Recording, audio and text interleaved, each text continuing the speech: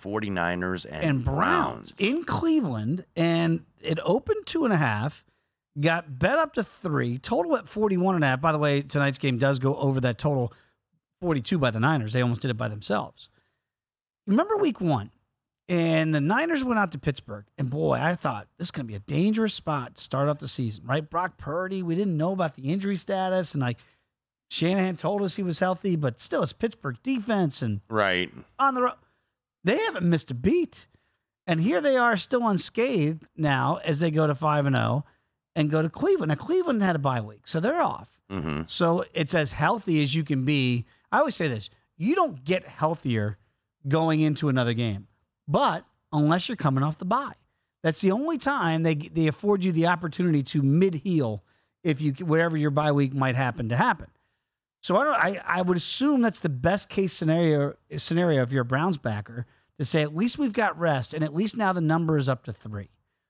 This is going to get higher, isn't it? After what we just saw San Francisco do? You would think so, based on obviously what we saw tonight, which was an absolutely dominant performance from the get-go. About this 421 yards for the 49ers, just 197 for Dallas, 25-8. First downs edge, 8 first downs. Dallas, it didn't seem like the offense was hardly on the field. And when they were, they couldn't do anything. Dak was sacked 4 times, 3 interceptions, also a fumble for Dallas. So -3 in the turnover margin. You're not going to beat a team this good. Number one in terms of what their offense can do in San Francisco, which I believe they were number 2 coming in this week. They're probably not going to pass Miami for number 1 in terms of like DVOA, but one of the elite offenses, and this 49er defense, too, they did the job. They're one of the elite defenses, too, so they're elite on both sides of the ball. So there's a reason why they should be power rated the number 1 team in the league. And now you go to Cleveland, so you're going to get a little bit of a bump, certainly by the fact that, look, this was a hype game. They were only 3.5-point favorites against a Dallas team coming in with double playoff revenge, losing to them the last 2 years. And they just dominated this team. And they got triple revenge. Yeah, absolutely. So now you're going to Cleveland.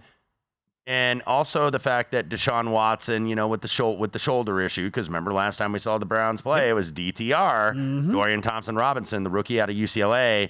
And that was like a last-minute thing, too. So DTR, who I really liked what I saw in the preseason, he had no chance. No. He had no chance against the Baltimore Ravens and against still a pretty good defense.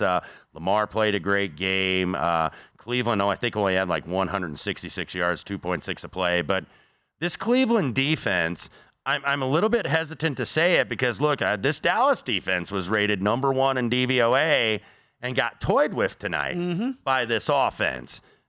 This Cleveland defense is number 3 right now in defensive DVOA. Oh boy. And this is legit. This Cleveland defense, I think, is a legitimately good defense. And I still think Dallas is pretty good. The numbers might have been inflated just because they played some, patsy offenses like New England. Right, and since Trayvon Diggs has been out, they've lost 2 games. Yes. So, he makes a massive difference to this defense. Yes. The Browns have not had that. They have not lost a key corner like Dallas has. So this might be a better defense that San Francisco will see versus the one they saw tonight in Dallas. Yeah, I think it probably is going to be. Now, we'll see what Watson's shoulder is going to be, because it was kind of like a last-minute thing because he was trying to go, so he was questionable, and then he got, hey, it looks like he's going to start, and then he got scratched, overnight, and then it was going to be DTR, so we'll see if he's back. Myles Garrett should be good to go. He's been battling a little bit of a foot issue, and then, Myles Garrett, he's a game wrecker. Yep. So I think, we'll see this 49er line go above 3. I think it'll be 3.5 or 4. I don't think it's going to get too much out of whack because home dog with a really good defense. Off a bye. Yeah. Now, this is assuming Watson's going to go. Because if he does not go, then this goes up to 6, 5.5, maybe 6 if it's DTR going for this one. So obviously, hold the phone and wait to see what's going on with the quarterback in Cleveland. And that's the thing here is, I would traditionally like to back the Browns in this spot, right? Because it feels like you're going to get the best of the number here because it's going to get over 3. It's already at 3 now. But if Deshaun Watson, again, check the medicals as the week goes. Because, again, they've had a week off. That doesn't mean he's good. Doesn't mean he's 100%.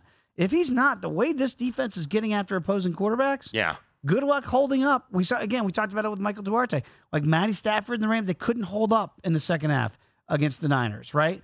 Teams wear down against this team. So maybe your best shot would be Cleveland first half if you want to back the Browns. Right. Because I don't know how many offenses can hold up against the pressure of this Niners defense. Yeah. This is certainly the Niners you're going to be paying even more of a premium in the number with these guys going forward because they look like the number one team in the league right now. Yep, they look like absolute game wreckers right now as they wrecked the Cowboys game.